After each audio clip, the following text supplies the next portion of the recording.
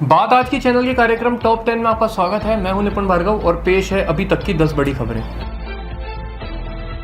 प्रधानमंत्री नरेंद्र मोदी आज पटना से सीधे कानपुर पहुंचेंगे, जहां पर वे एक कार्यक्रम को संबोधित करेंगे। एयरपोर्ट पर पीएम का स्वागत उत्तर प्रदेश के विधानसभा अध्यक्ष सतीश महाना करेंगे। बता दें कि मोदी 35 मिनट में ऑपरेशन सिंदूर से लेकर विकास की गौरव गाथा पर अपनी बात रखेंगे। वहीं 15 बड़ी परियोजनाओं का लोकार्पण व शिलान्यास करेंगे। मेट्रो तापीय परियोजनाओं के अलावा शहरवासियों को पुलों, सड़कों की भी सौगातें मिलेंगी।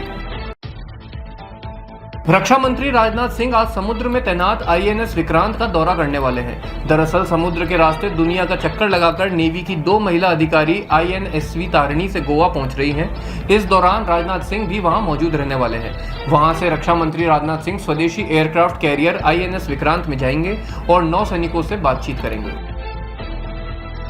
इजरायल ने नए युद्ध विराम प्रस्ताव को मंजूरी दे दी है। सूत्रों के अनुसार इस नए समझौते में 10 जीवित इजरायली बंधकों की चरणबद्ध रिहाई और 18 मृत बंदियों के शवों की वापसी शामिल है। इसके बदले में इजरायल 1000 से अधिक फिलिस्तीनी बंदियों को रिहा करेगा, जिनमें दोषी ठहराए गए आतंकवादी और युद्ध शुरू होने के बाद से बंद कैदी शामिल हैं। यह प्रस्ताव पूर्व मामलों के विशेष दूत स्टीव विटकॉफ की तरफ से पेश किया गया है। नेतन्याहू ने गाजा में बंधक बनाए इजरायली नागरिकों को सूचित किया कि सरकार ने इसे मंजूरी दे दी है।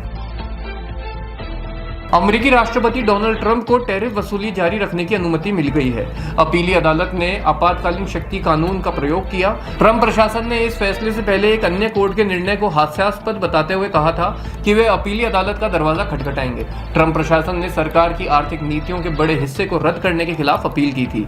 अदालत ने ट्रंप की आपातकालीन याचिका पर इस तर्क को स्वीकार कर लिया, जिसमें सरकार ने कहा कि संघीय व्यापार अदालत के निर्णय पर रोक लगाना अमेरिका की राष्ट्रीय सुरक्षा के लिए महत्वपूर्ण है। ट्रंप ने कहा कि हम इस लड़ाई को सर्वोच्च न्यायालय में भी लड़ने के लिए तैयार हैं।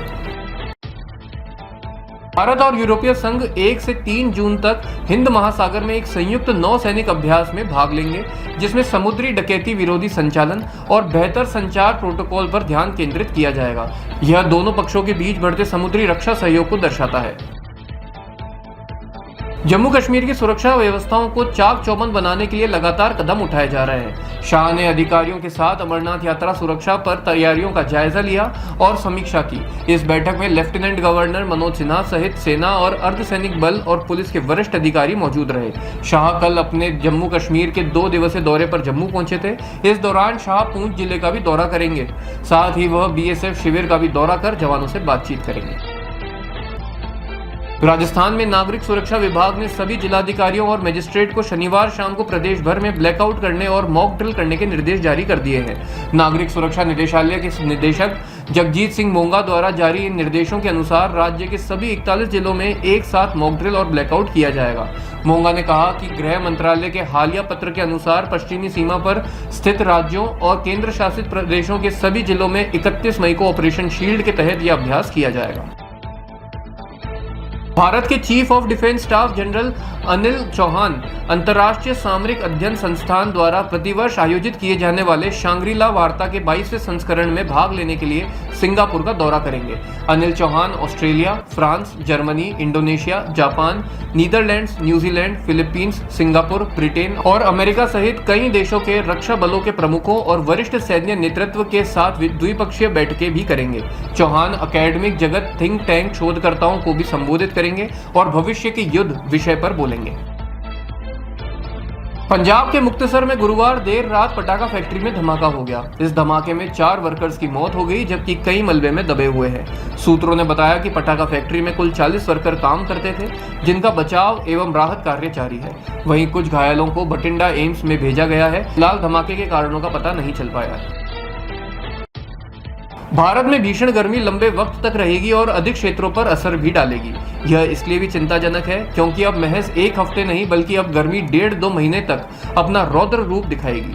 भारतीय प्रौद्योगिकी संस्थान दिल्ली के वायुमंडलीय विज्ञान केंद्र के प्रमुख कृष्ण अच्युता राव ने बताया कि जलवायु परिवर्तन के कारण चरम मौसम घटनाओं में इजाफा हुआ है, जो बताता है कि भारत में ताप की लहरों का क्षेत्र और वक्त बढ़ेगा। उन्होंने कहा कि हमारा भविष्य बहुत भयावह दिख रहा है और यह मॉडल यह दिखाते हैं कि मॉनसून के महीनों में भी हीट वेव हो सकती है, जो ज्यादा खतरनाक है। टॉप 10 में अभी के लिए इतना ही। अगले कार्यक्रम सुपर 30 में आपसे फिर मुलाकात होगी। तब तक के लिए आज्ञा दीजिए। नमस्कार।